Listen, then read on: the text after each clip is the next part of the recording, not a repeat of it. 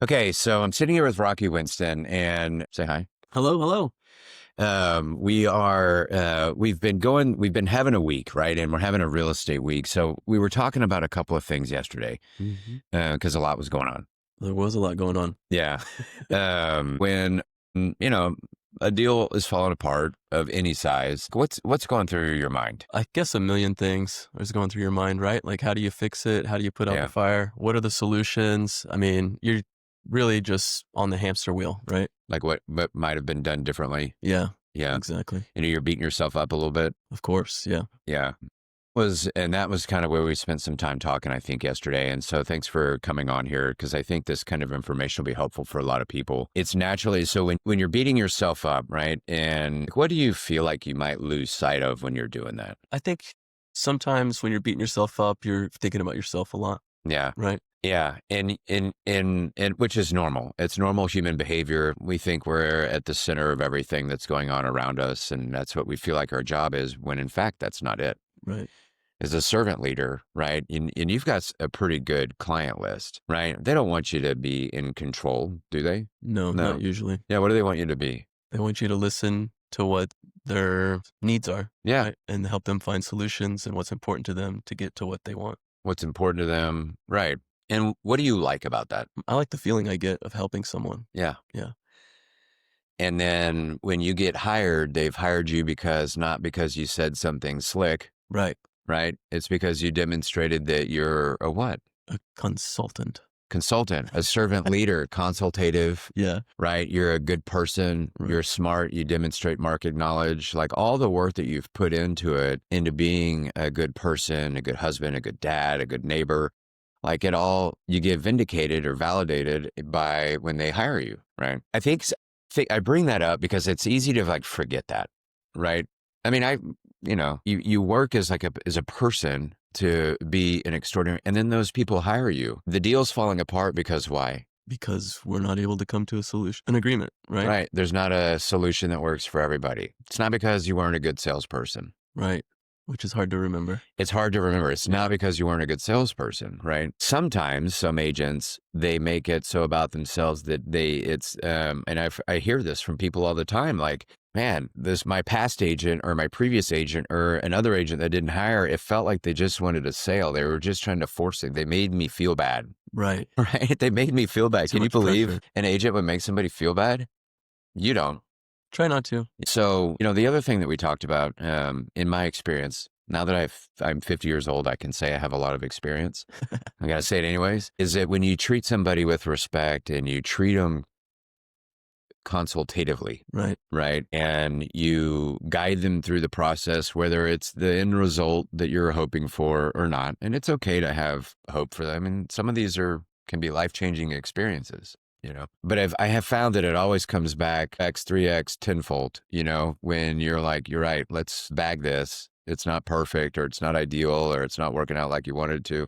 Let's go find something else. Instead of telling your client they're wrong and they need to reconsider and they're making a big mistake and blah, blah, blah, blah, blah, that a lot of agents will do. And that kind of stuff. And a lot of agents do it because I hear about it. Instead you've fortified the relationship you have with that person. Right. And you've already closed a deal for them that, released a lot of anxiety for them, right? So you did a great job on that too. And I feel like every time something like that happens, it just more strengthens your relationship with them, right? Right. Like you've done something in the past that's worked for them, and then you stuck by their side even when it didn't work out, right? Yeah. So you kind of build that relationship even further, even through the failures. Even through the failures. Dude, I told you this story yesterday. I remember when it was like 20 years ago or whatever, in Lakeway, the same day I was a buyer's agent for a Lane Garner's team. I had 6 deals terminate all within like 24 hours. And I remember the last phone call I got, and back then, it was a pretty good chunk of change coming my way for that.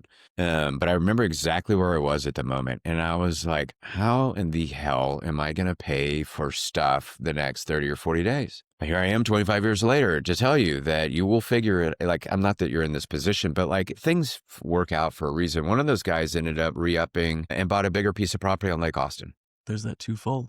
right? There's the twofold, and right, because you can't make it about yourself. Now you can freak out anytime you want, right? Just don't do it on the phone or in person with them. It's okay to freak out. Yeah. So, but I wanted a couple things. Is one, I'm proud of you because you're doing a really good job, right? I'm proud of you. You're doing a great job. And the trust that you have with us to help you through this stuff means a lot to me. I think that the experiences that you're having just in the last year with the 40 people that you're working with and have closed and all that just so far this year, you have, you have more experience and knowledge in the market, what's going on right now, than probably anybody else in the planet. And so you have wisdom, right? So you're accumulating a lot of emotional intelligence, market knowledge, right? And confidence. Mm-hmm. And sometimes it's easy to forget that. For sure.